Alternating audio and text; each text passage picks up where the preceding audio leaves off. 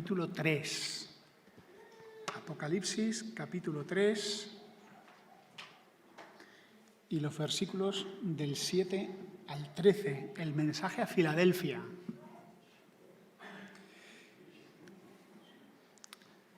Es fácil de buscar, ¿eh? Apocalipsis, capítulo 3. Dice, escribe al ángel de la iglesia en Filadelfia. Esto dice el santo, el verdadero, el que tiene la llave de David, el que abre y ninguno cierra, y cierra y ninguno abre. Yo conozco tus obras. He aquí he puesto delante de ti una puerta abierta, la cual nadie puede cerrar. Porque aunque tienes poca fuerza, has guardado mi palabra y no has negado mi nombre. He aquí yo entrego de la sinagoga de Satanás a los que se dicen ser judíos y no lo son, sino que mienten. He aquí yo haré que vengan y se postren a tus pies y reconozcan que yo te he amado. Por cuanto has guardado la palabra de mi paciencia, yo también te guardaré de la hora de la prueba que ha de venir sobre el mundo entero, para probar a los que moran sobre la tierra. He aquí, yo vengo pronto. Retén lo que tienes, para que ninguno tome tu corona. Al que venciere, yo lo haré columna en el templo de mi Dios, y nunca más saldrá de allí. Y escribiré sobre él el nombre de mi Dios, el nombre de la ciudad de mi Dios, la Nueva Jerusalén, la cual desciende del cielo, de mi Dios, y mi nombre nuevo. El que tiene oído, oiga lo que el Espíritu dice a las iglesias. Hoy en todo el mundo se está produciendo un fenómeno similar al que estamos experimentando aquí. Tenemos un montón de gente, de todo tipo. Y mirad lo que ocurre. Una cosa son las apariencias y otra cosa es el mundo de la realidad, el mundo espiritual. Tenemos creyentes sentados al lado de personas que todavía no lo son. Tenemos personas que sí han experimentado el poder de Jesús para transformarles, una nueva sensibilidad al pecado, una nueva esperanza, la realidad de las cosas venideras, creyentes en Jesucristo. Pero al lado hay otras personas.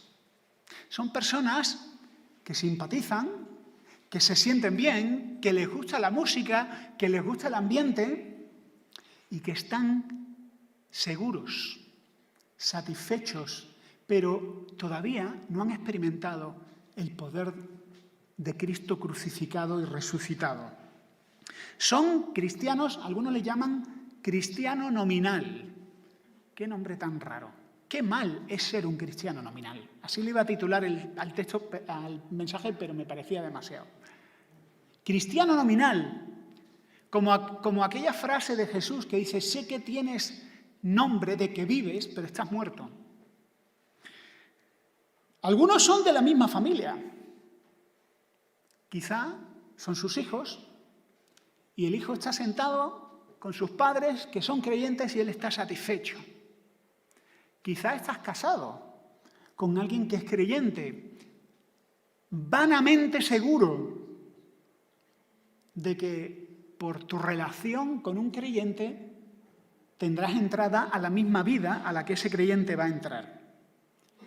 Y mirad, os voy a hablar de un concepto de salvación que es falso. Es el mismo concepto que tiene el que se cuela en el autobús sin pagar. Tú vas con un montón de gente que ha pagado y tú te metes. Tú sabes que no has pagado, pero como vas con un montón de gente que ha pagado el autobús, dice, el conductor no se va a dar cuenta.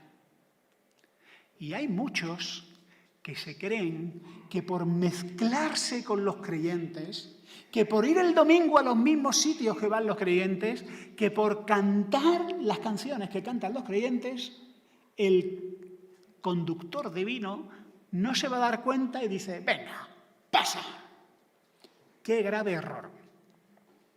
Si os fijáis, si habéis leído con detenimiento las cartas a Apocalipsis, notaréis una estructura.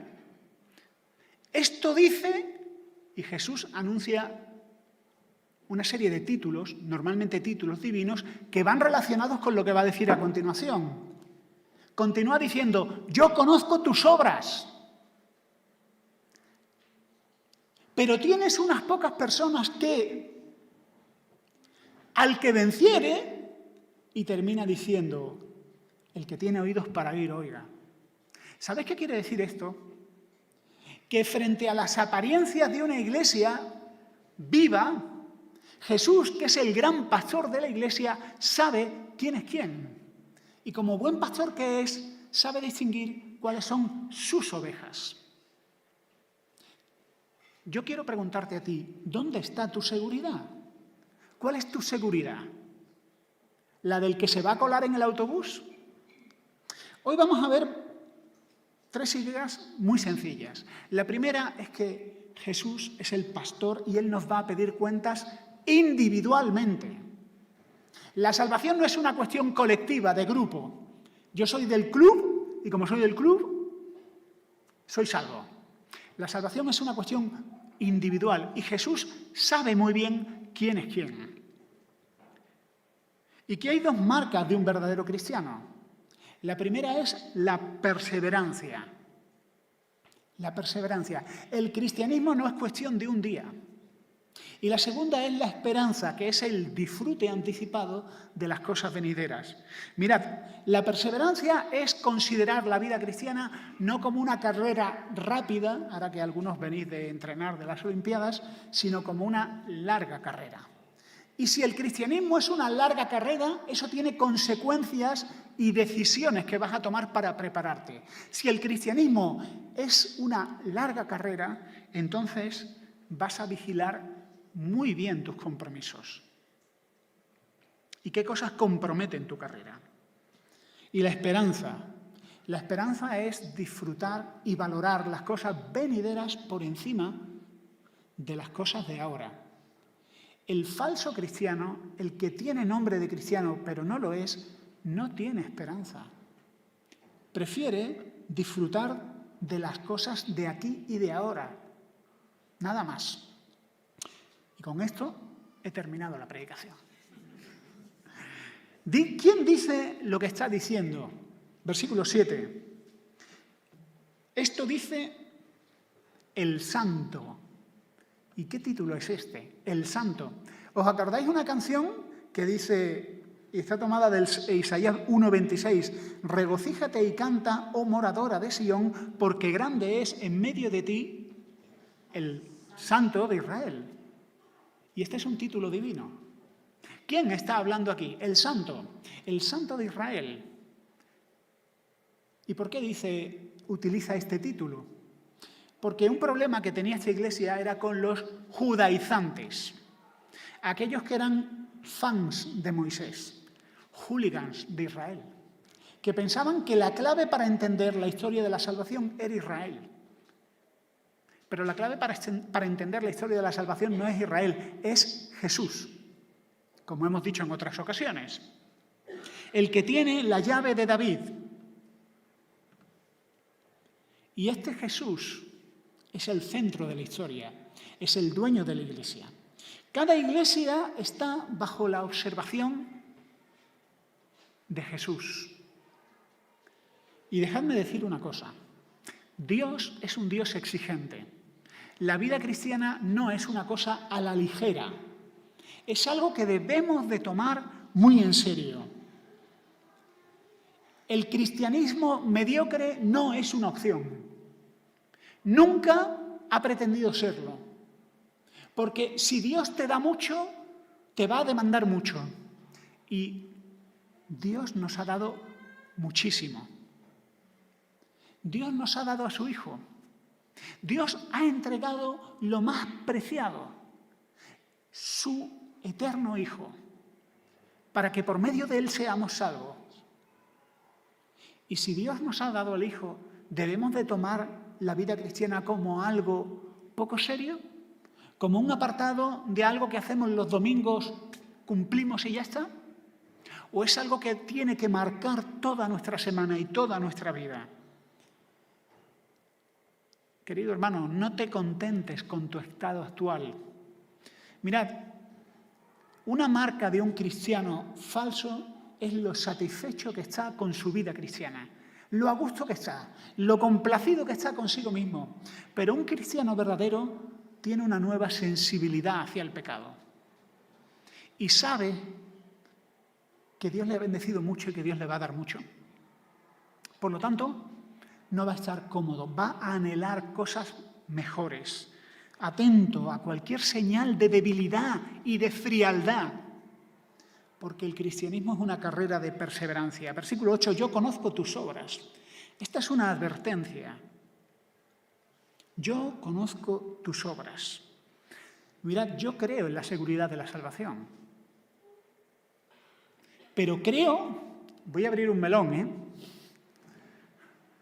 pero creo que hemos llevado la bendita doctrina de la seguridad de la salvación a un extremo que no es el extremo bíblico.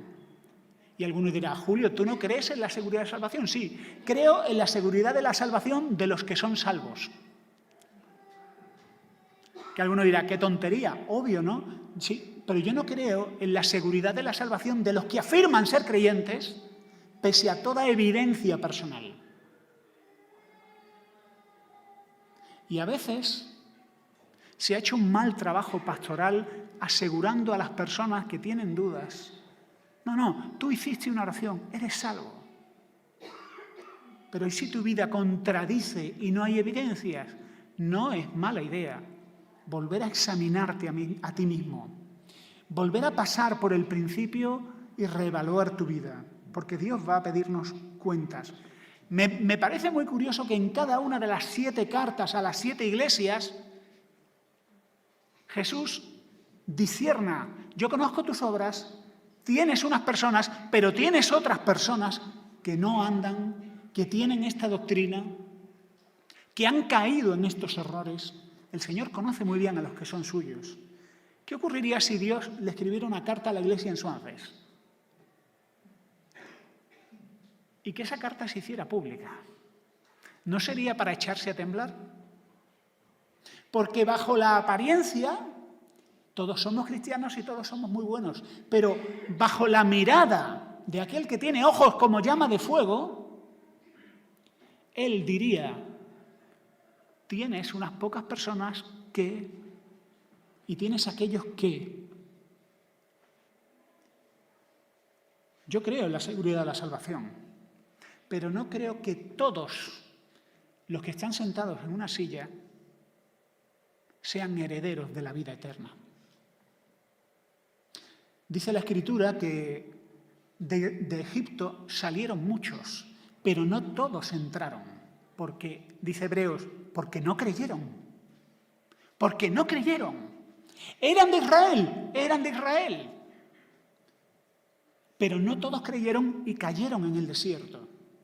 Y si el cristianismo, la marca del cristiano es la perseverancia, deberíamos de tener un saludable temor. Y alguno diría, bueno, Julio, pero tú no crees que eres salvo. Yo creo que soy salvo, porque he creído. Pero precisamente porque he creído, intento tener mucho cuidado con mi vida espiritual, porque sé que si me distraigo, que si me deslizo, podría manifestarse que no lo soy. Y aquí hay un equilibrio en la enseñanza bíblica, que a alguno quizás le maree. Quizás si te estás sintiendo inquieto y molesto, quizás es porque es señal de salvación. O quizás es porque es señal de que el Espíritu Santo te está hablando a ti y te está diciendo, tú no eres creyente, pero hoy tienes la oportunidad de creer en el Hijo de Dios, aquel que murió en la cruz por ti. Hemos olvidado una doctrina que también es bíblica, que es la del tribunal de Cristo, un tribunal para los creyentes. ¿Cuánto tiempo hace que no enseñamos del tribunal de Cristo? Aquí Jesús dice, yo conozco tus obras. Y sabéis, aquel que dice, yo conozco tus obras, también frente a él nos sentaremos los creyentes en un tribunal que no es un tribunal de condenación, pero sí es un tribunal al que cada siervo de Jesucristo dará cuentas de su vida y de lo que ha hecho con su vida. ¿Lo sabías? ¿Y cómo te hace sentir eso? ¿Sabes cómo me hace sentir a mí? Avergonzado. Porque todos los secretos de mi corazón y todas las cosas que me avergüenzan van a ser puestas delante de aquel que me amó y murió por mí. Y el temor verdadero no es el miedo, es el temor de defraudar a aquel que tanto te amó. Y un verdadero creyente debería de considerar que va a enfrentar un examen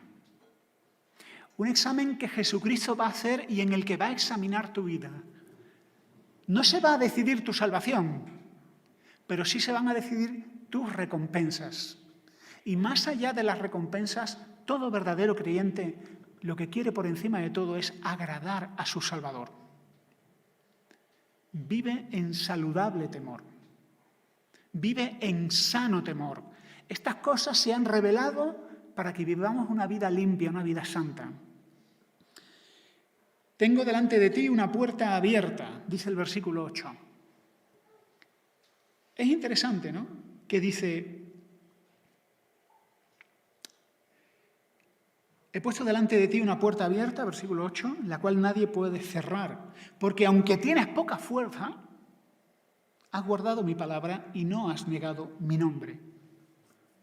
Mirad, esta iglesia tenía una oportunidad de testimonio, pero esta oportunidad de testimonio, y esta es mi interpretación, a lo mejor estoy equivocado, pero por el contexto discierno que tiene que ver con un testimonio que nace de la debilidad, aunque tienes poca fuerza, y seguramente del sufrimiento. No está hablando de campañas evangelísticas, está hablando del testimonio del cristiano que sufre, el testimonio de la iglesia que sufre. Y esto nos tiene que hacer pensar en una cosa. Hermanos, los cristianos perseguidos. Yo me imagino un cristiano perseguido, no sé cuántos leéis el boletín de Puertas Abiertas, os animo a leerlo, os animo a orar cada mañana por los temas de oración. Ese cristiano que está sufriendo en la cárcel, ese cristiano que ha perdido su negocio porque se lo han quitado y no sabe cómo mantener a su familia, esa viuda que le han matado a su marido y ahora tiene varios hijos de los que cuidar, pero nadie quiere darle trabajo porque es una cristiana, no tiene muchas cosas que hacer, de testimonio, no puede dar clases de escuela dominical, no puede servir en ningún ministerio de la iglesia, pero lo que está enseñando aquí la Biblia es que tiene una puerta abierta, tiene la oportunidad de dar testimonio por medio de su sufrimiento. ¿Tú crees, aquellos que estáis sufriendo, tú crees que no estás haciendo nada? Que el reloj de Dios se paró porque llegó la enfermedad a tu vida o llegó la ancianidad a tu vida. Y piensas, mi tiempo se paró, mi tiempo de servir, mi tiempo de testificar y de honrar a Dios se paró. Error. Porque es desde el sufrimiento que estás honrando a Dios. Es desde la enfermedad que estás honrando al Señor. Estás siendo un testigo vivo de la fidelidad de Dios a pesar de tu debilidad y de tus pruebas. ¿Amén? Esto es así. Esto es dar testimonio según Dios, no según nuestras apariencias humanas. El sufrimiento del creyente no es absurdo. El sufrimiento del creyente es un testimonio vivo de un creyente que se aferra a Dios cuando todo se ha caído. Y cada generación tiene una puerta abierta. La iglesia de Éfeso tenía una puerta abierta, como dicen ahora los modernos, una ventana de oportunidad, un tiempo donde podía dar testimonio. Y la iglesia de Éfeso, y no otra. Yo me pregunto cuál es la puerta abierta que tiene la iglesia de Swances. Hermanos, deberíamos de sentarnos como iglesia y pensar, ¿Cuál es nuestra oportunidad de testimonio? ¿Qué deberíamos de estar haciendo y no estamos haciendo? Creo que todavía tenemos mucho que avanzar en cuanto a eso. También quiero decírselo a los jóvenes. Jóvenes, este mundo está cambiando tan rápido que es normal que vuestros padres no entiendan nada y que los adultos nos cueste entender este mundo. Pero vosotros, jóvenes, entendéis algo que otras generaciones no lo entienden. Y Dios te va a pedir a ti, joven, que en este contexto tan raro para los que ya empezamos a peinar canas, que en este contexto tan diferente seáis vosotros los que llevéis la delantera a la hora de dar testimonio de Jesucristo. La pregunta que yo quiero haceros es, ¿cómo? ¿Qué vais a hacer? ¿Cómo vais a llevar el testimonio de Jesucristo en esta generación tan rara?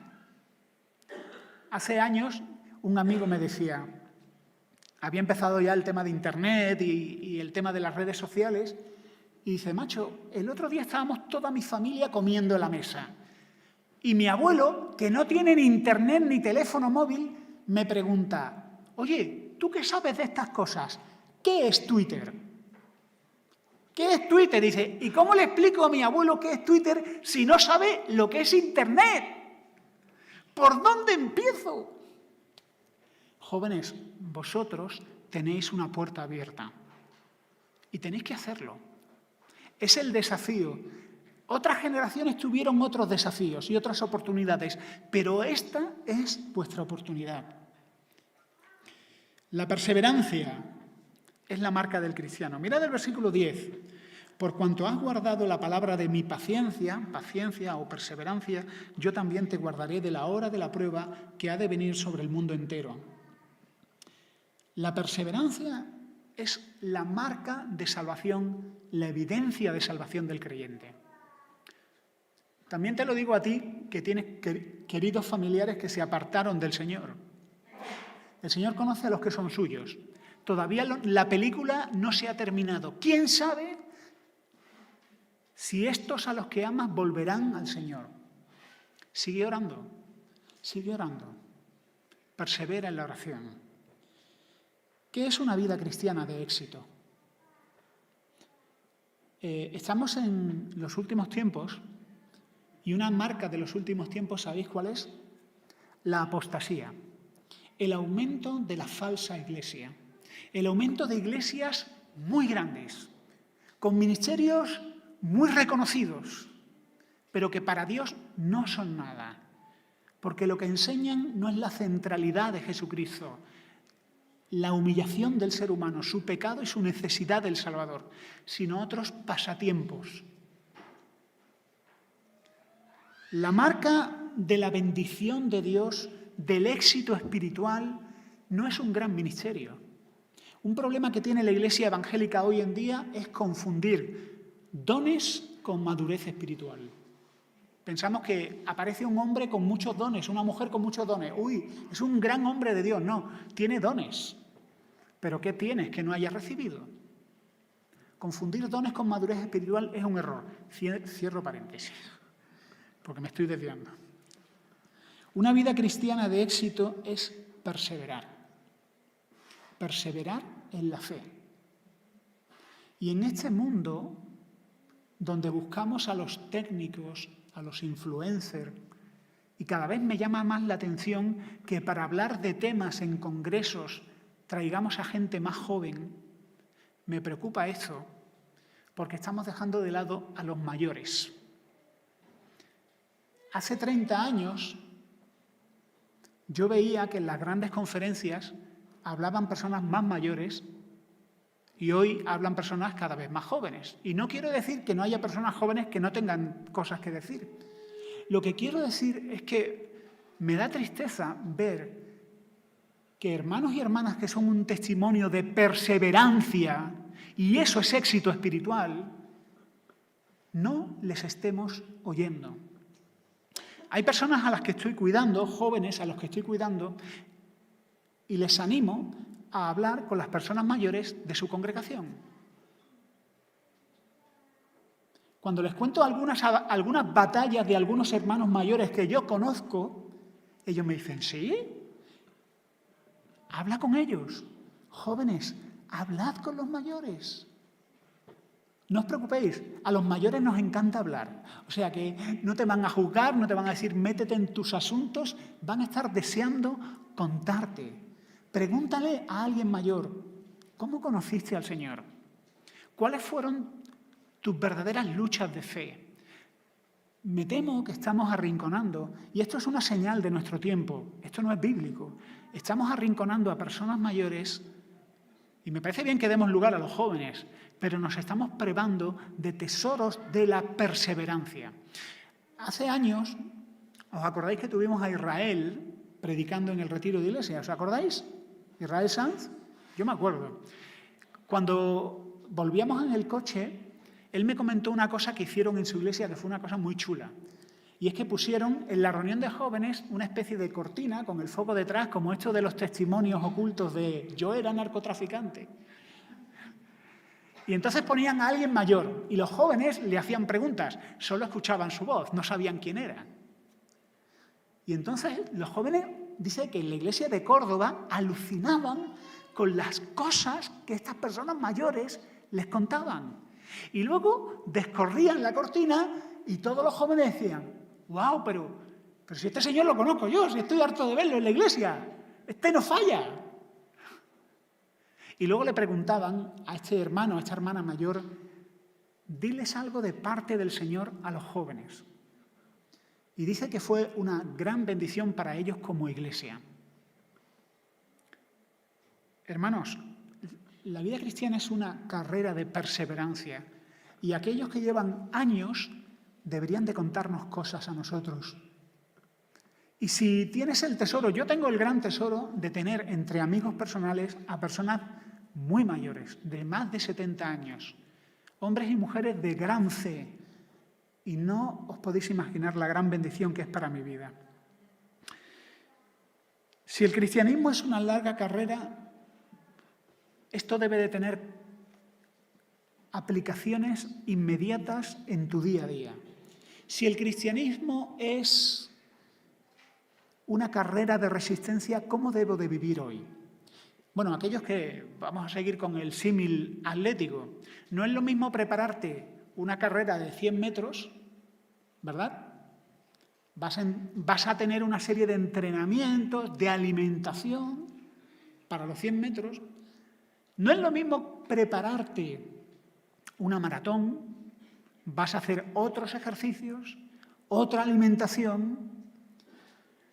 No es lo mismo prepararte para una marcha militar de 15 meses por la selva. Ahora, si la vida cristiana es una carrera que te va a llevar toda la vida, ¿qué decisiones debes de tomar? Jóvenes, ¿qué compromisos debéis de tener ahora? ¿Casarte con una persona que no ama a Dios? La mayor unión que puede tener un ser humano es el matrimonio. Había una señora que se llamaba Gloria Morris, que en gloria está, que decía, la primera decisión más importante que vas a tomar en tu vida es con quién vas a pasar tu eternidad. Es Jesús. La segunda decisión más importante que vas a tener que tomar en tu vida es con quién vas a pasar el resto de tu vida. Es decir, con quién te vas a casar. Y no se trata de que Dios prohíba el matrimonio. Se trata de que la vida cristiana, que es una carrera, con un compromiso de esa naturaleza, con un no creyente, va a hacer tu vida muy difícil, si no fracasas. Pero no es el único tipo de compromiso que vamos a tomar. No es lo mismo irte de excursión con un montón de trastos inútiles en la mochila, que lo único que van a hacer es dificultar y hacer imposible tu caminata, que llevar solo cosas útiles. ¿Cómo te vas a preparar ahora? Decía Pablo, sino que golpeo mi cuerpo y lo pongo bajo servidumbre, no sea que habiendo sido yo heraldo para otros, yo mismo venga a ser eliminado. Pablo se había mentalizado se estaba preparando para decir: debo de tener mucho cuidado con mi vida espiritual. Retén, guarda mi palabra. Mirad, dice la Escritura, leo la Nueva Versión Internacional, Mateo 11:12. Desde los días de Juan el Bautista hasta ahora el reino de los cielos ha venido avanzando contra viento y marea, y los que se esfuerzan logran aferrarse a él. Dice la Biblia de las Américas, el mismo texto. Sospecho que debe ser un texto difícil de traducir. Y desde los días de Juan el Bautista hasta ahora el reino de los cielos sufre violencia y los violentos lo conquistan por la fuerza. Alguno dirá: ¡buah! ¡Qué diferentes!, ¿no? En esencia son lo mismo. ¿Sabéis qué está diciendo en esencia este texto? Si yo fuera un soldado diría: reclutas, ser cristiano no es para blandengues. Ser cristiano, a veces consideran que los cristianos, como tenemos cara algunos de buenas personas, algunos, no todos, pues somos gente blandita. Pero los santos de Dios que yo conozco son gente que tienen una voluntad de acero, que han resistido, que tienen una determinación a prueba de fuego, que tienen una fe acrisolada, que son personas de oración y que se han negado a sí mismos y han tomado la cruz de Cristo. Y esto no es para gente con un carácter débil. Son fuertes, obviamente, porque su Dios es fuerte. Son fuertes porque se han fortalecido en la gracia de Dios. Pero no ha sido fácil. Le preguntaban a C.S. Lewis: ¿es fácil amar a Dios? Y respondía a C.S. Lewis: es fácil para los que le aman. Lo que quiere decir es una respuesta ambigua y complicada. ¿Es fácil la vida cristiana? En un sentido, podríamos decir que es fácil, en el sentido de que el poder y la gracia de Dios no te abandonan.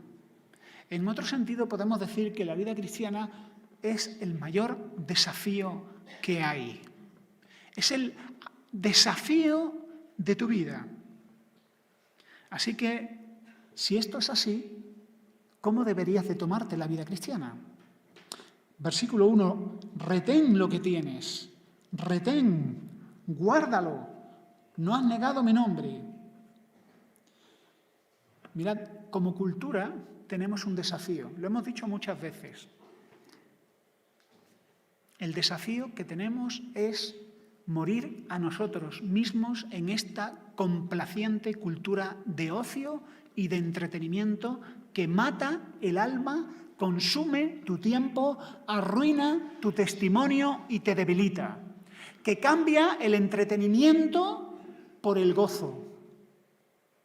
Y que es la ruina espiritual de muchos cristianos. Hace tiempo, un joven, no voy a decir su nombre, me va a enseñar una cosa del móvil y me dice: mira, Julio, esto. Y yo no sé qué aplicación tenía, que era una aplicación que le limitaba el uso del móvil por aplicaciones. Jóvenes, si queréis ser cristianos eficaces, vais a tener que tomar decisiones muy radicales en cuanto al uso de vuestro tiempo. En cuanto a buscar al Señor, en cuanto a levantarte temprano, en cuanto a orar y en cuanto a dedicar tiempo a estudiar la Biblia. ¿Y los adultos no? Los adultos también. Si quieres sobrevivir como cristiano y salir de la mediocridad, vas a tener que tomar decisiones muy radicales. Y cuando llegues al trabajo y todo el mundo te pregunte: ¿has visto la serie no sé qué? Y tú digas no, y todo el mundo diga: ¿de verdad que no? Es porque tenías cosas más importantes que hacer. ¿Podemos ser cristianos sin dedicar tiempo a orar y a estudiar la Biblia? No estoy siendo legalista, estoy diciendo una cosa muy elemental, y es que sin comer no se puede vivir. Y me preocupa mucho hoy en día que en esta cultura tan audiovisual Dios se ha revelado a sí mismo en un libro y TikTok nos tenga tan acostumbrados a la distracción que seamos incapaces de centrarnos en mensajes que duren más de 15 segundos. Debemos de tomar decisiones muy radicales si queremos ser cristianos útiles. El versículo 10 nos habla de las pruebas que han de venir sobre el mundo. Versículo 10. Por cuanto has guardado la palabra de mi paciencia, yo también te guardaré de la hora de la prueba que ha de venir sobre el mundo entero para probar a los que moran sobre la tierra. Bueno, antes abrí un melón, que era el tema de la seguridad de la salvación, que tiene matices. Pero ahora voy a abrir otro melón, y es el tema de las tribulaciones y de las pruebas. Y mucho me temo que hemos abusado de algunas doctrinas y hemos llegado a lo que algunos llaman, creo que con razón, el escapismo cristiano. ¿Sabes qué? Van a venir pruebas, van a venir, pero el Señor nos va a llevar y los cristianos no vamos a sufrir tribulación. ¿Seguro? La viuda de las que os hablé hace poco, que no me lo he inventado, que lo he leído en los informes de Puertas Abiertas, ¿esa mujer no está sufriendo tribulación? ¿Los granjeros que en Colombia le están arruinando las cosechas porque son evangélicos y no tienen qué comer y solo porque son cristianos, esos no están pasando tribulación? Los creyentes en Etiopía, en el mundo musulmán, que no pueden reunirse, ¿no están pasando tribulación? Lo que Dios aquí mete es protección en medio de la tribulación. Y yo aquí no me voy a meter en matices de profecía, pero sí quiero que pensemos una cosa, hermanos. Si viene la tribulación y te pilla, lo que tienes que pensar es aferrarte a este texto. Por cuanto has guardado la palabra de mi paciencia, yo también te guardaré de la hora de la prueba. Y si sigues leyendo Apocalipsis, habla de creyentes protegidos en medio de la tribulación.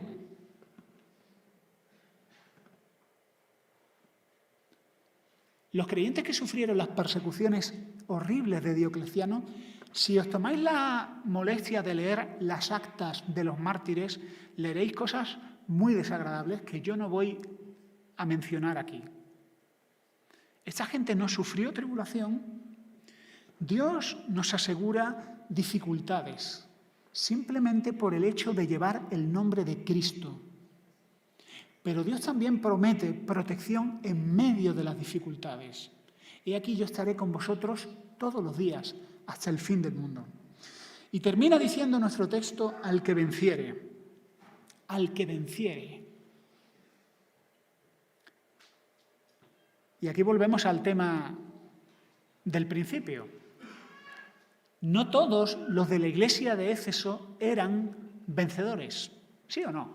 No todos eran vencedores. Algunos recibieron esta promesa, al que venciere. Está hablando de creyentes reales, no de creyentes nominales.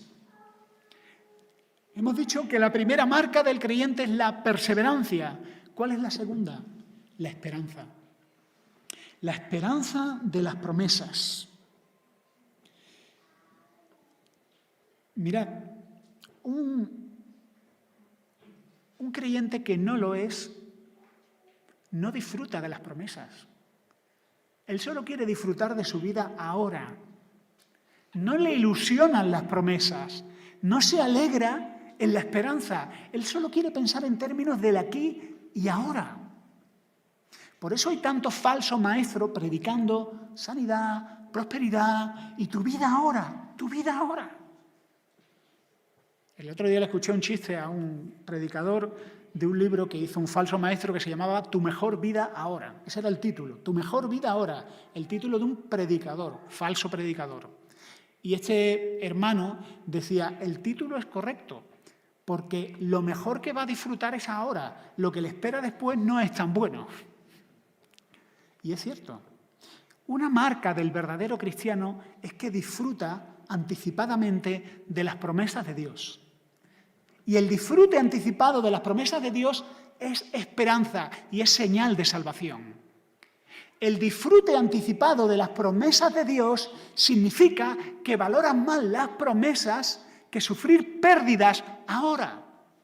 Sufrir pérdida de amistades, de negocios, de relaciones, de prosperidad o simplemente de que te dejen en paz, de que no se metan contigo. Y eso es señal de salvación. Hermanos, lo mejor está por llegar. Lo mejor está por llegar. Hermanos, esto no es el cielo. Aunque a veces hemos vivido como si esto era fuera del cielo. Esto no es el cielo. Esto va peor. Que las cosas van mal en este mundo. Guerras y rumores de guerras. Esto no es el cielo. Y lo que dice Jesús es que cuanto peor se pongan las cosas, y se van a poner peor, alguno piensa, bueno, peor de lo que ya están, no pueden empeorar. Lo que enseña la Biblia es que peor de lo que están, van a empeorar. Lo que dice la Escritura es, levantad vuestras cabezas y sabed que la hora de vuestra liberación está cerca. Amén. Cuanto peor se pongan las cosas, es que el mundo espiritual se está conmoviendo. Las potencias de los cielos se están agitando porque se acerca la venida de Jesucristo. Mirad, el creyente más infeliz en este mundo, el creyente más enfermo en este mundo, más despreciado, el creyente que más haya sufrido en este mundo, le espera una gran felicidad. Ni el rey que haya vivido en mayores placeres va a experimentar la felicidad y el gozo real que experimentará el hijo atormentado de Dios. Porque lo que nos espera es mucho mejor. Porque esto no es el cielo. Jóvenes, no esperéis mucho de este mundo. No tengáis muchas esperanzas. No estoy diciendo que le digáis a vuestro padre el lunes, papá, no voy a estudiar porque no espero mucho de este mundo. No voy por ahí, ¿eh? Lo digo porque es que últimamente llevo una racha donde algunos están sacando unas conclusiones de mis predicaciones. Lo que quiero decir es que no esperes mucho de este mundo. Este mundo te va a dar muchas cosas, pero te va a quitar muchas más. Y te va a terminar decepcionando. Jesucristo nunca te va a decepcionar. Vive por y para las promesas. Dios nos ha dado las promesas para que seamos capaces de vivir en este siglo sobria, justa y piadosamente. Aliéntate con estas promesas. Lo que nos espera es maravilloso. Al que venciere yo lo haré columna en el templo de mi Dios.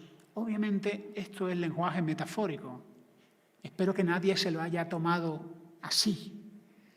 Yo le haré columna en el templo de mi Dios y escribiré sobre él el nombre de mi Dios y el nombre de la ciudad de mi Dios, la nueva Jerusalén, la cual desciende del cielo de mi Dios y mi nombre nuevo.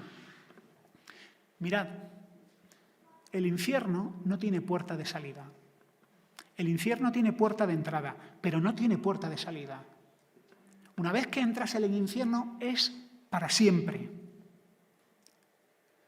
Y esto que estamos hablando es muy serio. El domingo no estamos jugando ni entreteniéndoos, estamos tratando con verdades eternas y muy serias. Y se me rompe el corazón cuando pienso en las personas que amo que van camino de la perdición. Pero también temo deslizarme yo. La vida cristiana es algo muy serio. Pero también os digo una cosa.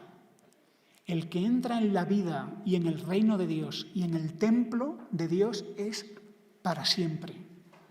Y el destino de los amados, de los creyentes y de los santos de Dios es un destino seguro. Dios nos marca como propiedad suya, para siempre. Si crees que no encajas en este mundo, tienes razón, porque Dios no ha hecho este mundo para ti. Este no es tu hogar. Si crees que todo es insatisfactorio y que las vacaciones empiezan con grandes expectativas, pero cuando acaban las vacaciones dices, ¿en serio? Es que este mundo no es para ti. Dios te ha hecho a ti para un mundo que es su mundo. Dios ha hecho esto insatisfactorio para que anheles el mundo de Dios y al Dios que ha creado ese reino. Mirad, yo oro, si no has conocido a Dios, oro para que estés profundamente insatisfecho. Alguno dirá, Julio, no ores por mí por eso. Sí. Yo le pido a Dios que estés infinitamente insatisfecho, infinitamente sediento, infinitamente incómodo, para que te des cuenta de que Dios, Jesús, es el agua viva. Y la única satisfacción que existe es la satisfacción que viene de Dios. Si estás profundamente satisfecho en este mundo, tranquilo, y pensar en el cielo es una incomodidad que te corta el rollo, espero que Dios te zarandee, porque si no lo hace, deberías de tener un sano temor. Hemos sido creados para mucho más y todavía no sabemos lo que nos espera. Anhelamos cosas que en este mundo no existen, pero cuando lleguemos al reino, cuando llegue el día 1 de nuestras verdaderas vacaciones espirituales y de nuestra vida verdadera, de golpe y porrazo entenderemos todas las cosas. Entenderemos que realmente Dios no ha creado el cielo para nosotros, sino que nos ha creado a nosotros para el cielo y para su reino. Pero te digo una cosa, ya puedes experimentar ese gozo y esa bienaventuranza. Encerrado a solas en tu cuarto, con tu Biblia abierta y de rodillas, pídele a Dios que te abra una ventana para que puedas anticipar ese mundo venidero. Y para que, sostenido por esa visión revelada en la Escritura, puedas vivir una vida cristiana real. Y para que pagues el precio de ser cristiano con todas las consecuencias. Para que entiendas que aquel que murió en la cruz murió por ti, para que, limpiado de tus pecados, puedas vivir una vida real y una esperanza real. Esta vida cristiana es una preparación. Aprovéchala, persevera, toma las decisiones que tengas que tomar para disfrutar de lo que Dios también ha preparado. Además del perdón, además de la adopción, Dios ha preparado mucho más y puedes empezar a gustarlo ahora. Que el Señor te bendiga.